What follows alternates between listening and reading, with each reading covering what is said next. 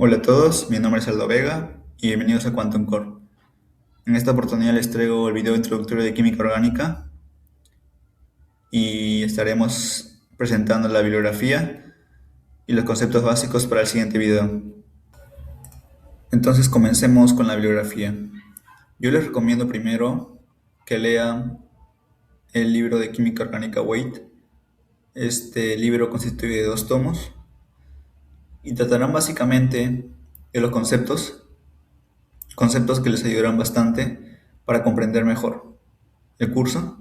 Van a familiarizarse mejor con los símbolos, con las representaciones de las moléculas en la química orgánica. Y también les sugiero que practiquen mucho, ¿no? Practiquen con los problemas tanto del libro como problemas de internet o otros libros, ¿no? Para así recordar mejor y tener una mejor comprensión. Y no se les vaya a olvidar dentro de poco, ¿no? Este curso de química orgánica es un curso que requiere mucha práctica. Bueno, luego de leer este libro de química orgánica Weight, pueden pasar a leer el libro de Jonathan Clayden. Es un libro que está en versión en inglés y que, a diferencia del Weight, tiene un análisis más profundo, abarca más reacciones, más temas y prácticamente es un libro más completo. Más completo en el sentido de que les ayudará bastante a hacer síntesis, por decirlo así. Les dará más opciones, les dará más herramientas para poder construir moléculas, hablando en ese sentido, ¿no? Ahora empecemos con los inicios e importancia de la química orgánica. Anteriormente se creía que los compuestos orgánicos eran propios de los compuestos orgánicos a través de la fuerza vital. Es decir, no se podía producir un compuesto orgánico a través de uno inorgánico, porque le faltaba la fuerza vital. Eso era anteriormente, según la teoría del vitalismo. ¿Pero qué pasó? El científico Friedrich Wöhler observó que al calentar cianato de amonio se producía la urea, como pueden observar aquí. La urea es un compuesto orgánico, entonces esta observación refutaba totalmente la teoría del vitalismo. Posteriormente, algunos científicos observaron lo mismo, de que algunos compuestos orgánicos se podían obtener a partir de otros compuestos inorgánicos. Entonces, la teoría del vitalismo fue poco a poco descartándose, surgiendo así la química orgánica. Entonces, ¿por qué es importante estudiar la química orgánica? Pues esto es muy aplicado en la medicina, en la ingeniería y en la industria, y en los procesos biológicos y moleculares de los seres vivos, entre otros más. Entonces, algo que le diferencian estas moléculas es su particularidad o la forma en que interactúan unas con otras o con su entorno. Entonces, no es lo mismo hablar la estructura o la función de la penicilina G con la del polietileno. Entonces, debido a que tienen diferentes estructuras, entonces pueden tener o tienen comportamientos diferentes.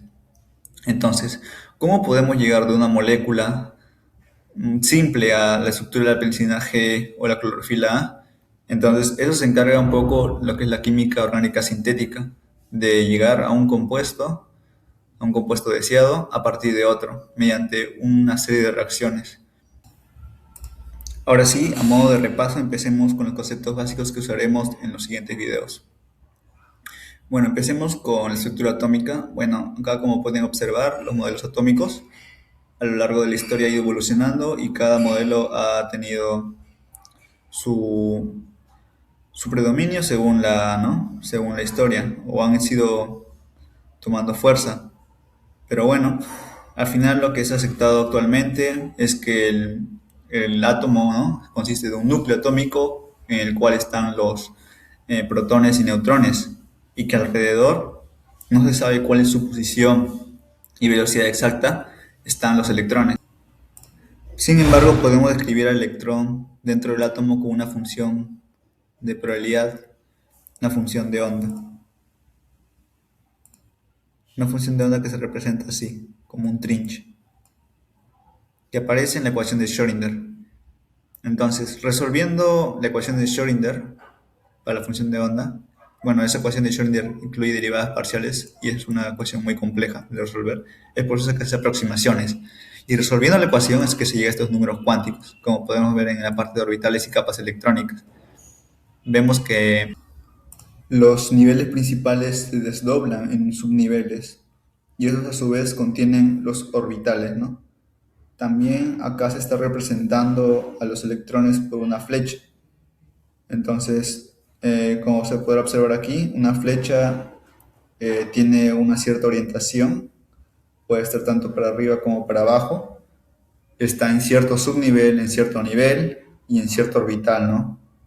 Bueno, dependiendo de cada subnivel, hay cierta cantidad de orbitales. Los niveles S solamente hay un orbital para todos los S. Para los subniveles P hay 3. Para todos los P hay 3. Para los subniveles D hay 5. Y para los F hay 7. Entonces acá los niveles se desdoblan en subniveles. Estos a su vez consisten en orbitales. Cada orbital puede contener como máximo a 2 electrones.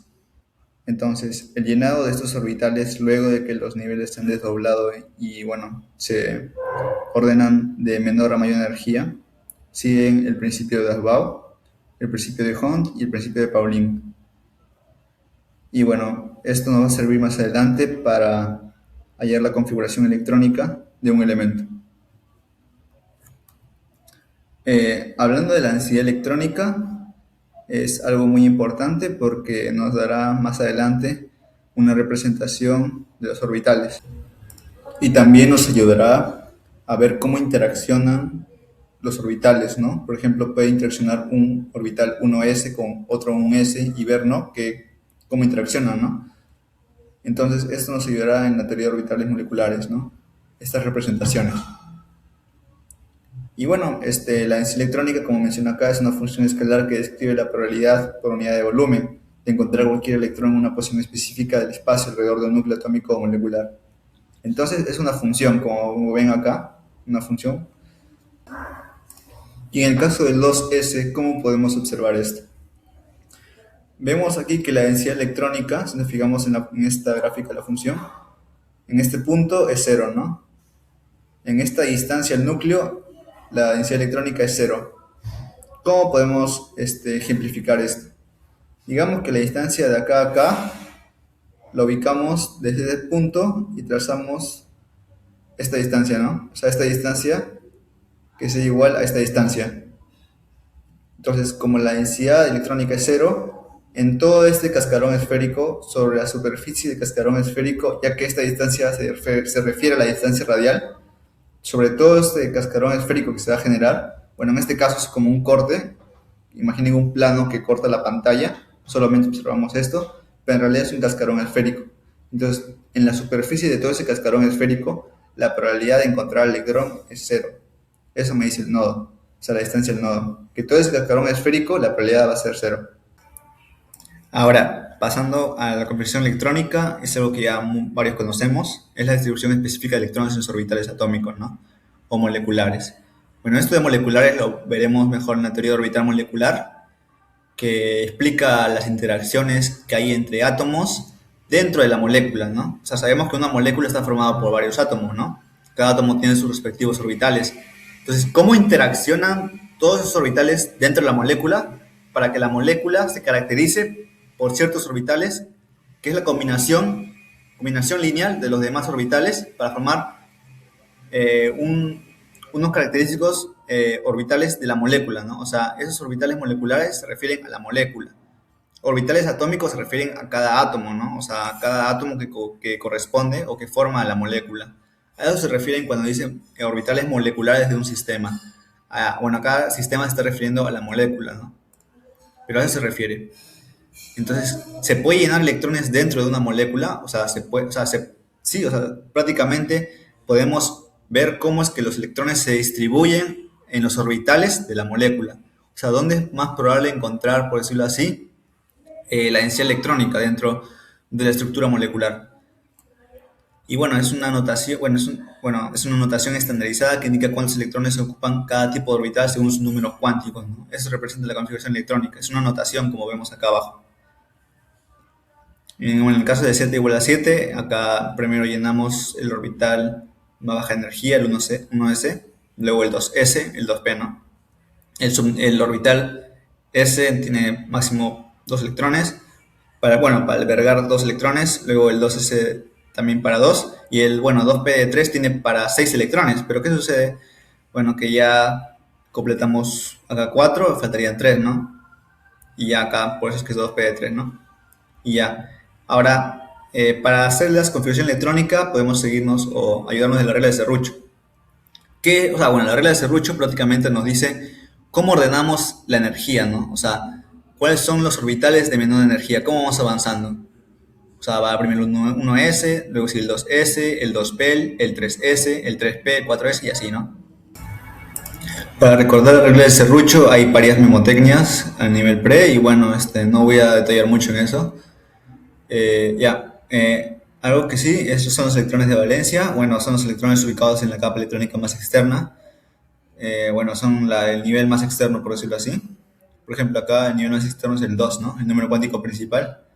El nivel más externo es el nivel de mayor número, o sea, si acá hubiese un 3S, entonces el 3 sería el nivel más externo, ¿no? Y bueno, los electrones son los electrones dentro de ese nivel más externo, ¿no? Esos son los electrones de valencia. Los electrones están en ese nivel más externo. Entonces, por ejemplo, acá el nivel 2 es el más externo. Y los electrones dentro de ese nivel son, los que están ubicados en el subnivel S y en el subnivel P, que suman un total de 5 electrones. Esos son los electrones más externos, o son los electrones de valencia, que son 5.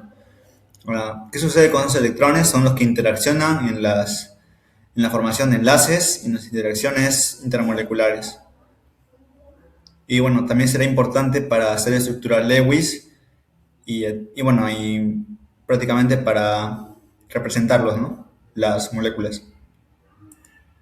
Ahora, como ya venía adelantando antes, en la diapositiva anterior, hay excepciones para la regla de Serrucho, yo aquí les he encerrado dichos elementos. Bueno, de los lantánidos y actínidos, a la familia de lantánidos y actínidos, no vamos a ver mucho en lo que es química orgánica. Mayormente veremos los elementos desde el periodo 1 hasta aproximadamente el periodo ya como máximo 4 o 5 ya, hasta el máximo periodo 5.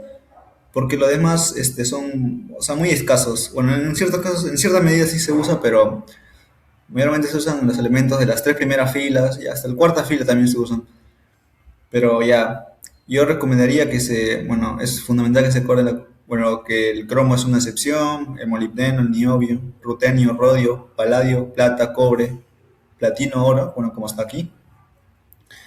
Acá está, no voy a detallar mucho en esto porque nos extenderíamos mucho. Y estos metales de transición que van más desde acá, desde el grupo 3, de 3B, o sea, desde el 3 hasta el 12, esos elementos que están acá en el medio son los metales de transición. Los que están acá abajo son metales de transición interna. Dentro de estos metales de transición participan en las reacciones organometálicas y es necesario, en cierto sentido, conocer su configuración electrónica, y lo veremos más adelante. Y acá está, algunos elementos más que son metálicos, pero acá hay como que una escalerita que separa los no metales de los metales, ¿no? O sea, acá también hay más metales. Bueno, acá hay metaloides, ¿no? Como el silicio, el germanio. Y ya, con esto creo que con esta aclaración podemos pasar a la formación de enlaces. Bueno, ¿qué sucede? Que para formación de enlaces depende de la naturaleza de los elementos que se unen, ¿no? Ya sabemos que hay metales y no metales, entonces puede haber una formación de enlaces entre dos metales, que sería enlace metálico, que sí, una teoría de bandas y todo eso, pero acá no vamos a tratar de interacción entre dos metales, porque nos importa más el enfoque orgánico. Entonces, ver interacción entre dos metales a nivel orgánico, el carbono no es un orgánico, no es un metálico, perdón, no es un metálico, entonces no tiene sentido hablar de de enlaces metal-metal, si estamos hablando de que el carbono es un no metal, ¿no? Entonces vamos a hablar principalmente de la unión entre un metal, como el sodio, y un no metal, y la otra interacción que es entre dos no metales, como el hidrógeno y oxígeno. Bueno, hay varios ejemplos, pero principalmente el enlace iónico es la unión química formada por la transferencia completa de electrones de un metal a un no metal. O sea, el enlace iónico es característico de elementos metálicos con los no metálicos. Ahora, el enlace covalente es generalmente de no metálicos, generalmente. Ahora, en el enlace iónico, una característica principal es que uno de los elementos, el metal, va a transferir o va a donar, por decirlo así, su electrón, su electrón externo, su electrón de valencia, al otro átomo no metálico. Como dona, queda cargado positivamente. Y el otro, como recibe, queda cargado negativamente. Entonces, la unión química formada por esto es de naturaleza electrostática, porque uno queda cargado positivamente y otro negativamente. Entonces, hay una fuerza de atracción entre ambos iones, así se le llama, iones a estas especies cargadas. En especial el sodio, que se llama catión, y el cloruro, ¿no? Ion cloruro, que es un anión. Entonces quedan unidos electrostáticamente. Una característica del enlace iónico es que forman redes, ¿no? Bueno, cristales, ¿no? O sea, estructuras cristalinas que siguen algunos patrones. Y también, bueno, hay unas, estas redes cristalinas no son perfectas, tienen algunos huecos, algunas deformaciones. Bueno, eso ya lo ve un poco más de la química inorgánica, etcétera, ¿no? Un poco la fisicoquímica también. Ahora, pasando al enlace covalente, es la unión química formada por el compartimiento de pares de electrones. O sea, los dos átomos van a compartir ambos electrones. O sea, no es que uno va a donar todos sus electrones, los dos van a compartir sus electrones más externos, ¿no? Y ya, dependiendo de cómo lo hagan, van a haber enlaces dobles, enlaces simples, triples, ¿no? Ahora, estos electrones, ya que son compartidos equitativamente, o sea, ambos comparten los electrones, van a pertenecer simultáneamente a ambos átomos. Bueno, acá la naturaleza del enlace sería un poco más atómica, o sea, ya más orbital, más que iónico, ¿no? Porque ambos orbitales de los átomos interaccionan y se forma el enlace. El enlace covalente es más por interacción de orbitales. Y bueno, hablamos más del enlace covalente porque es el que más predomina en las moléculas orgánicas. O sea, es la interacción entre orbitales lo que predomina en las moléculas orgánicas y es lo que nos va a interesar más, el enlace covalente. Aquí vemos que la regla del octeto, bueno, es una regla que, bueno, es la tendencia general que siguen los átomos a formar o a adquirir 8 electrones en su capa de valencia, o sea, en la capa más externa. Esto es porque los elementos que tienen 8 electrones en la capa de valencia son los gases nobles, ¿no? A excepción del helio, ¿no? El helio solamente tiene 2 electrones en su capa de valencia. Bueno, esa regla del octeto lo siguen algunos elementos, no todos. Por ejemplo, el aluminio forma, sexteto, podríamos decirlo así. Pero generalmente la mayoría de elementos como el carbono, nitrógeno, oxígeno, flúor, ¿no? Silicio, fósforo, la mayoría de elementos cumple la regla de octeto.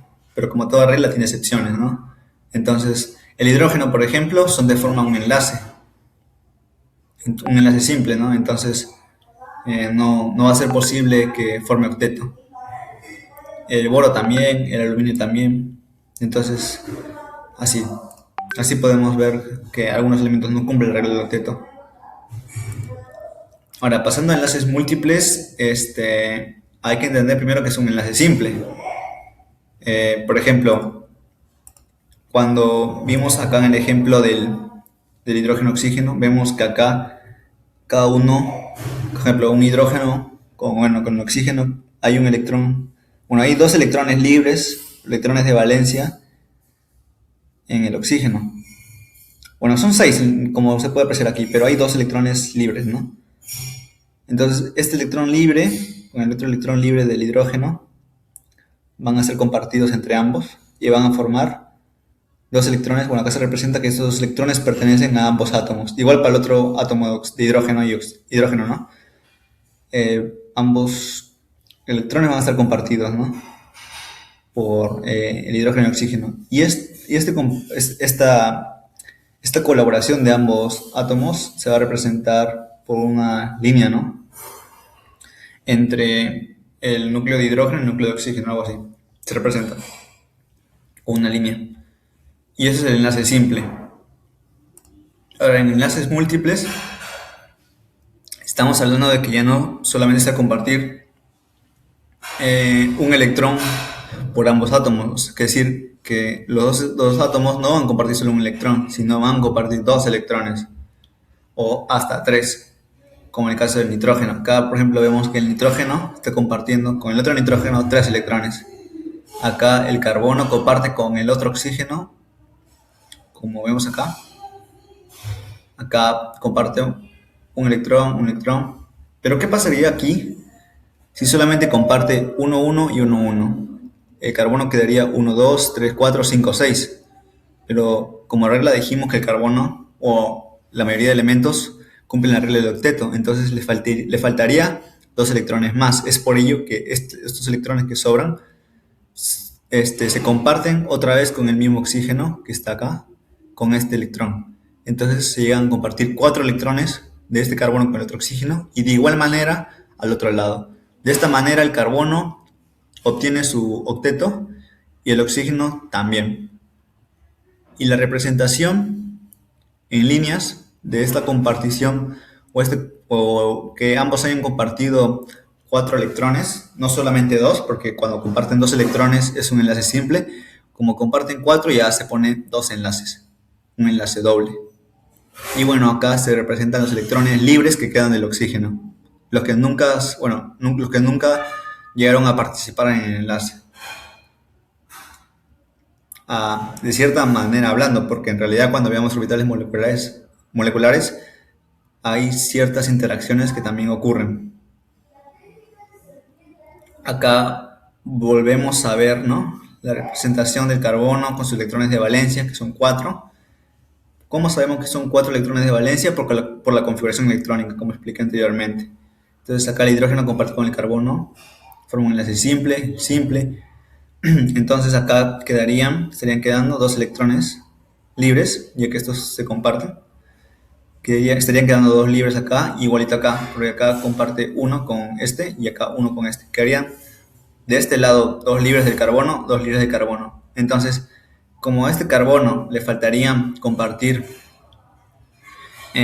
faltaría que lleguen dos electrones más, entonces estos dos tienen que compartirse a este, y igual a este. Entonces, por eso que se forma el enlace doble.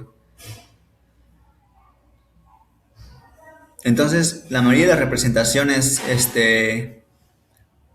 Lewis tiene que cumplir eso, de que el átomo que está acá, central, por decirlo así, cumple la regla del octeto, o sea que va a estar rodeado de 8 electrones, o sea, 8 electrones en su capa de valencia.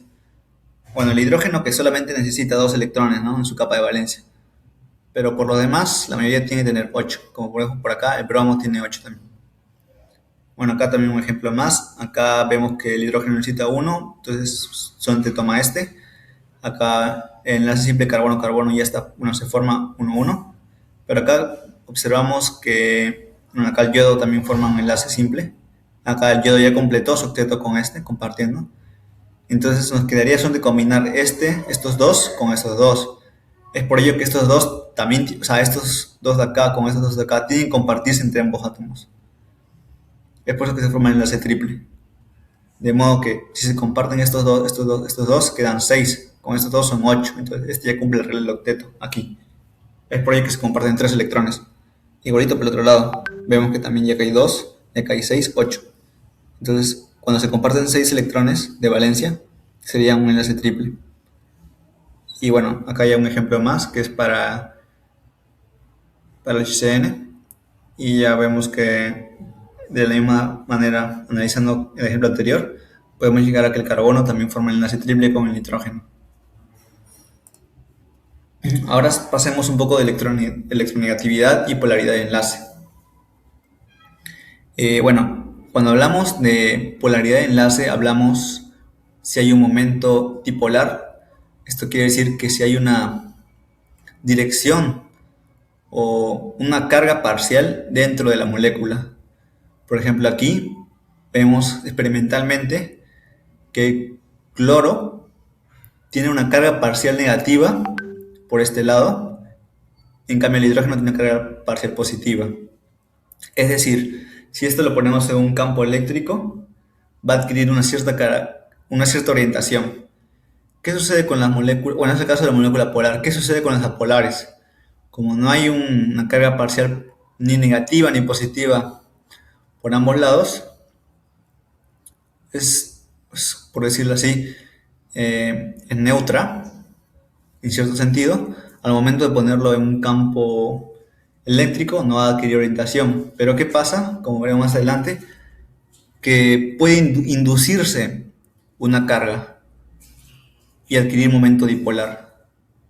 Y eso es lo que se llama momento dipolar inducido, que es característico de la fuerza de atracción entre moléculas apolares.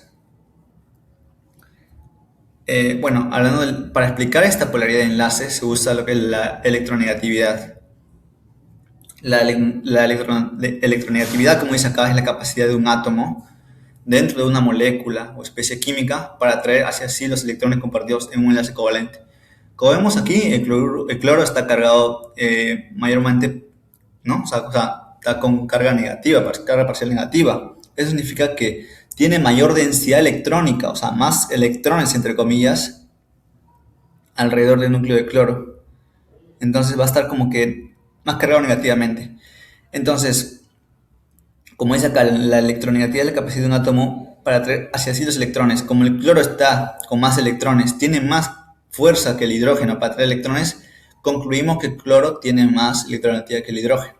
Y efectivamente, como vemos aquí en la tabla, observamos que el cloro tiene mayor electronegatividad que el hidrógeno. Algo que cabe aclarar es que una tendencia que siguen los elementos dentro de la tabla periódica es que al subir, si vemos el sentido, bueno, cómo va la flecha para arriba, y al desplazarse hacia la derecha, o sea, de izquierda a derecha, va aumentando la electronegatividad. Esto es como tendencia general, pero todo esto se explica mejor con la carga nuclear efectiva, que lo dejaré, bueno, o estará disponible en otro video, pero que la carga nuclear efectiva explica todo, desde el radio atómico, desde la electronegatividad, afinidad electrónica, energía de ionización, explica prácticamente todo. Y con esto quiero decir de que hay elementos que, por ejemplo aquí, no están cumpliendo de que si nos desplazamos más a la derecha, la electronegatividad sea mayor. Por ejemplo, acá el calcio, no, acá, perdón, el cobre y el níquel. Vemos que el cobre tiene electronegatividad relativa 1,9 y acá 1,91. Y entonces no se está cumpliendo de que cuando vamos a la derecha esté aumentando la fuerza de electronegatividad. Entonces no se está cumpliendo. Entonces va a haber casos en los que no se va a cumplir. Pero en la mayoría de los alcalinos y alcalinoterrios, y bueno, acá los boroides, carbonoides, nitrogenoides, acá anfígenos y halógenos, sí se va a cumplir en la mayoría de los casos.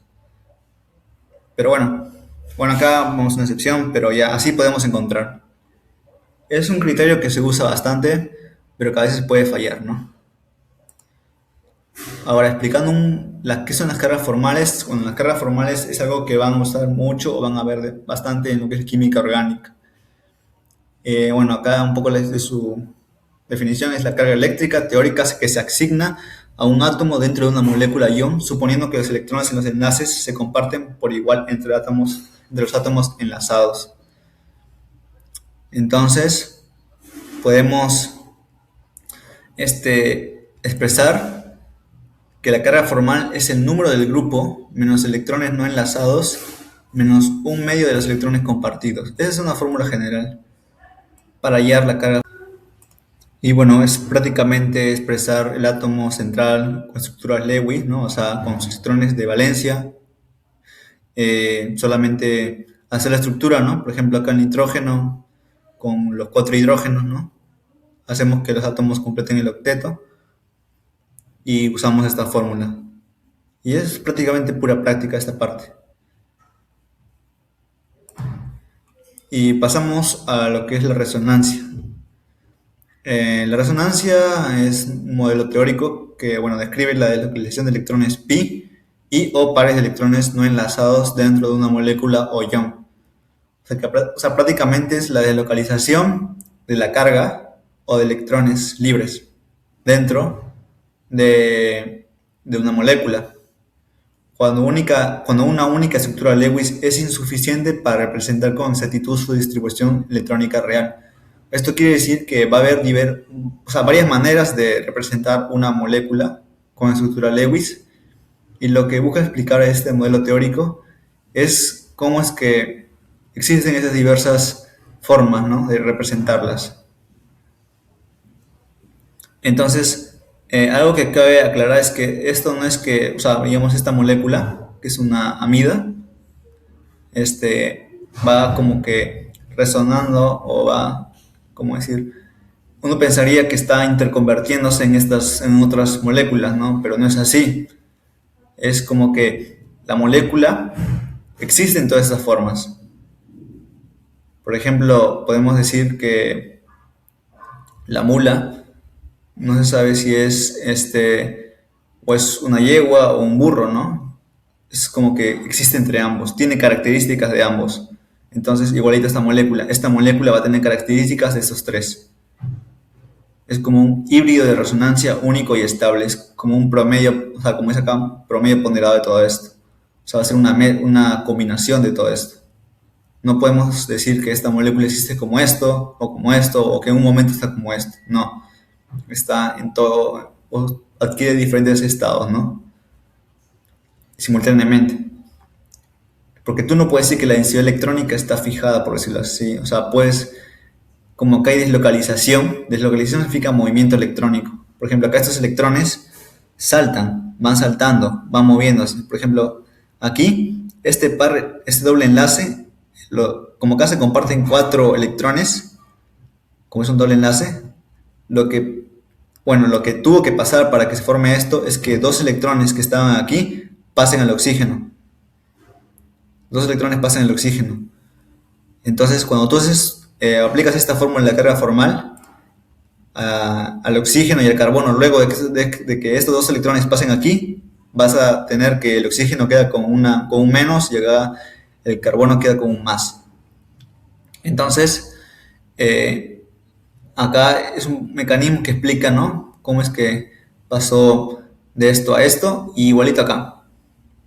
Cuando explicamos que, digamos, estos 2 pares de electrones del nitrógeno libre pasan acá, entonces, como acá el carbono estaba acá hay 2 electrones, 2 electrones, entonces acá va a pasar a ser 4 aquí compartidos con el carbono, 2, 2, entonces el carbono ya tiene octeto, entonces desaparece su carga formal, forma doble enlace, y cuando tú le haces o le aplicas la carga formal, o sea, la fórmula de acá al nitrógeno, te vas a quedar con que queda una carga positiva. Y bueno, al final lo que debe cumplirse es como que si acá estuvo neutra la molécula, acá también el número de cargas positivas y negativas debe ser igual. Entonces también es neutra. Entonces, los electrones de esos dobles enlaces o de los libres están que se movilizan. Eso es deslocalización.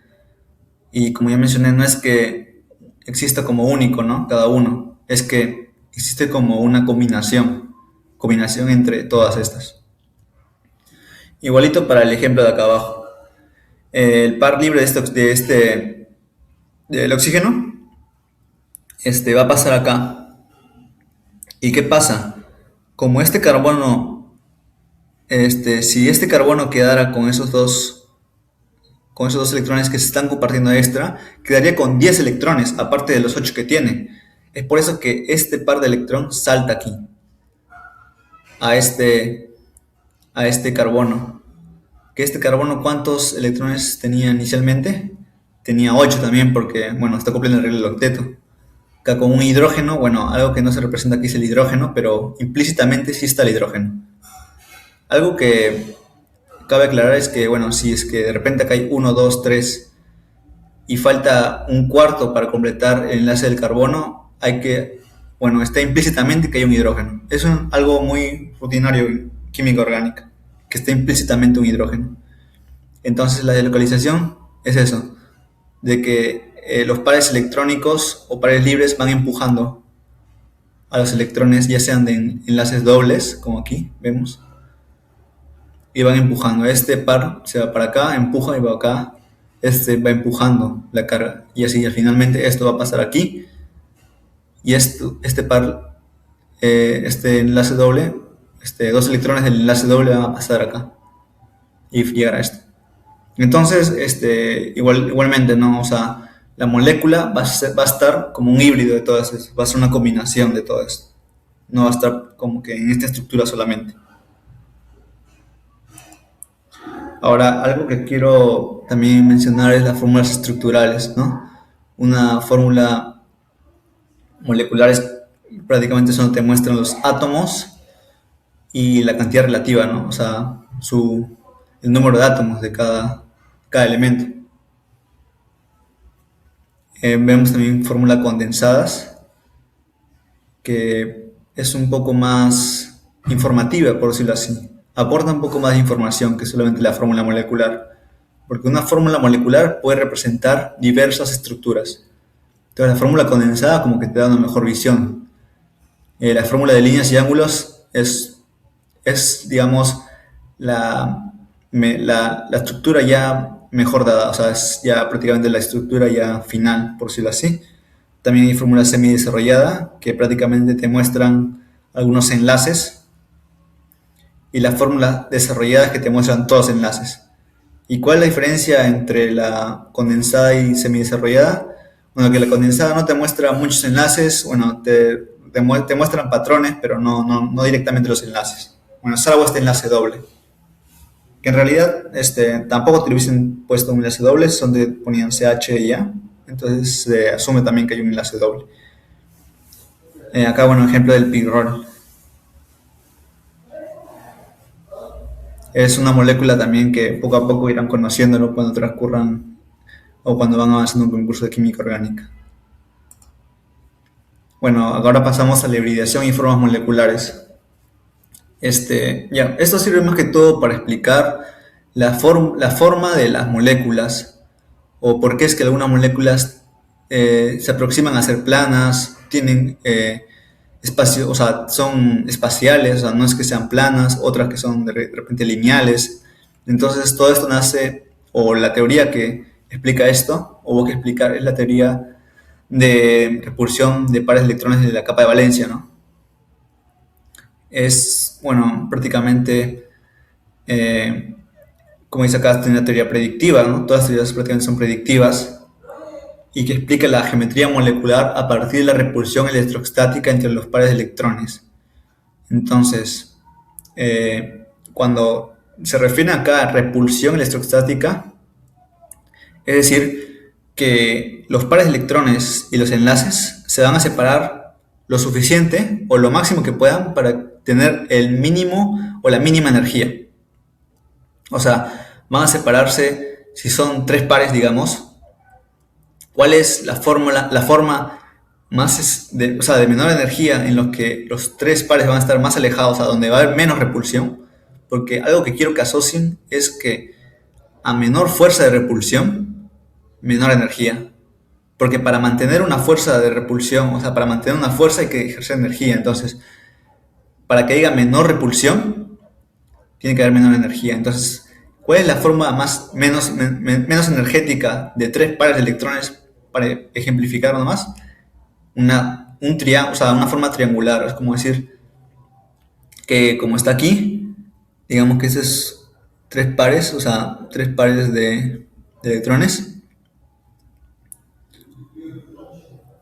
tres, tres pares de electrones. Entonces la forma en que van a estar lo más separados posible es que estén en un plano y que estén así, separados igual distancia. Como están en el plano y los tres están separados igual distancia, aproximadamente tienen 120 grados, ¿no? Y esto se aproxima bastante a la realidad, como dice acá. Tiene un ángulo de 121,7 grados. Este es el ángulo experimental. Entonces, la teoría se aproxima bastante a lo experimental, se usa en este caso. Bueno, en el caso de lineales, si tú pones a dos pares de electrones en el espacio, ¿cuál es la forma que ejerce, o sea, la disposición de esos pares en el espacio de modo que queden lo más separado posible? Obviamente es que los dos sean colineales y opuestos, para que no haya ni una fuerza de repulsión. O sea, va a ser la forma en que los dos estén lo más separados posibles y que haya menos repulsión. Por eso, para dos pares de electrones o dos enlaces, por decirlo así, el estado de menor energía es que los dos estén en una misma línea y separados. Para tres es que los tres estén en un mismo plano y separados a igual distancia, o sea, mismo ángulo. Y en caso de cuatro es que formen un tetraedro. Es la disposición energética de más baja, ¿no? Energía, ¿no? Y como dice acá, el objetivo es minimizar esa repulsión. Y bueno, ¿cómo es que entonces el carbono hace para formar con el hidrógeno esas formas? Porque sabemos que el carbono, o sea, ya tiene sus orbitales 3p perpendiculares, o sea, son los electrones de valencia, ¿no? O sea, sus electrones de valencia están ubicados en orbitales 3p y un s. Entonces, ¿cómo es que hace si esos, o sea, cómo va a adquirir una configuración tetraédrica si sus orbitales perpendiculares p no alcanzan para formar esa disposición? Es por eso que los orbitales, los 3p hibridizan, ¿no? Entonces, para formar la estructura tetraédrica, lo que hace el átomo de carbono es agarrar sus tres orbitales p libres, o sea, donde están los electrones, y su orbital s. Hibridizan estos orbitales, perdón, y forman esos orbitales híbridos, sp3. Como se combinan cuatro orbitales atómicos, se forman cuatro orbitales híbridos. Igualito acá, para hibridizar en la forma sp, se combina o hibridiza un orbital S, un orbital P y forman dos. Si acá hay dos, se forman dos. Si acá hay tres, se forman tres también. Y así. Y bueno, acá vemos que el orbital híbrido SP2 es planar, el SP es lineal y el SP3 es tetraédrico, tridimensional por decirlo así, es tetraédrico. Ahora, ¿cómo dibujar moléculas tridimensionales? Hay que tener en cuenta que hay que reconocer dos tipos de cuñas.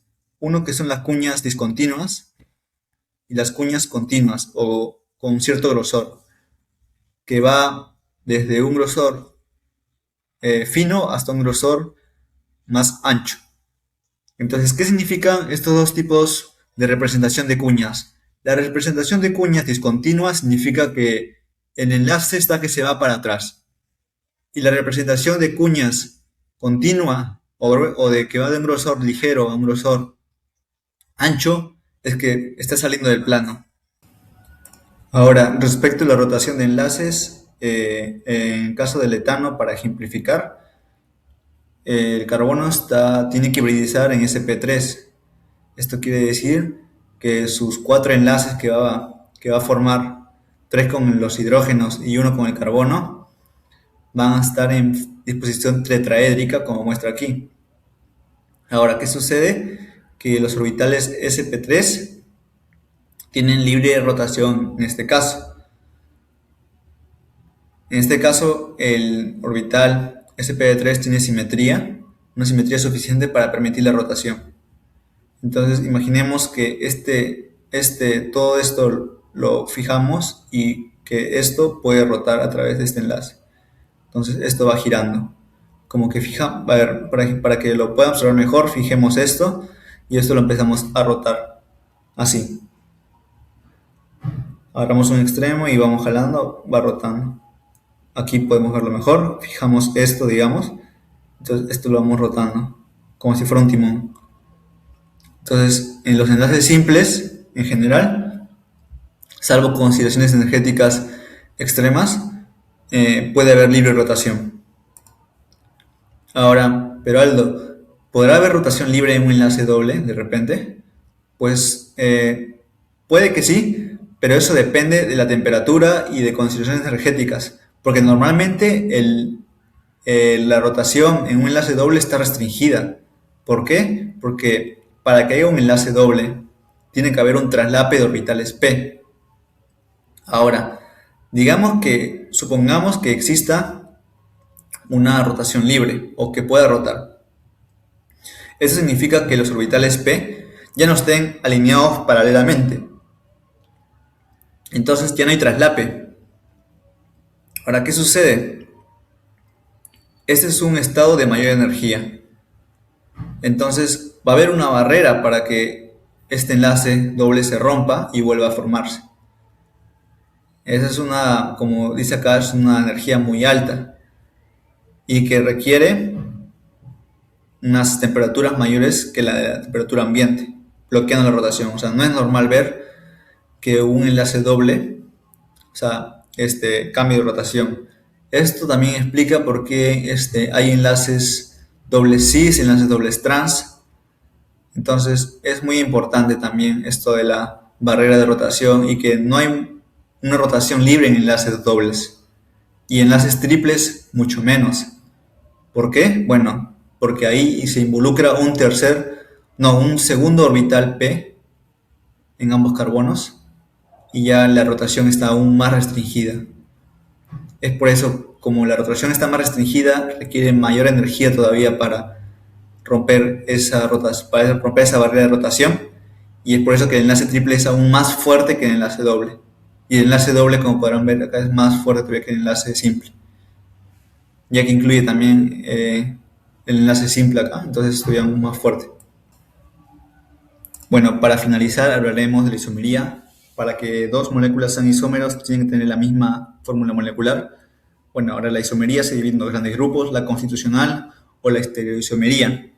Dentro de la constitucional hablaremos de la isómeros de cadena, isómeros de posición, de función y tautómeros. Dentro de la estereoisomería hablaremos de la isomería geométrica y también se divide en cis-trans o más conocido como E y Z en nomenclatura IUPAC, respectivamente. Cuando hablamos de isomería óptica hablamos de enantiómeros, de esterómeros, mesoisómeros.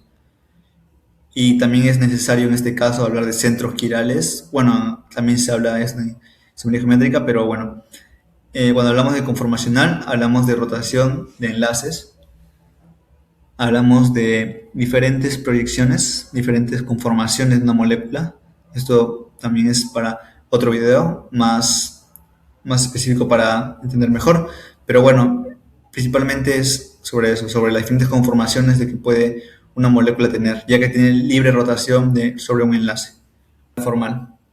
Bueno, si les gustó el video, den un like y suscríbanse al canal y espero poder encontrarlos en otra oportunidad.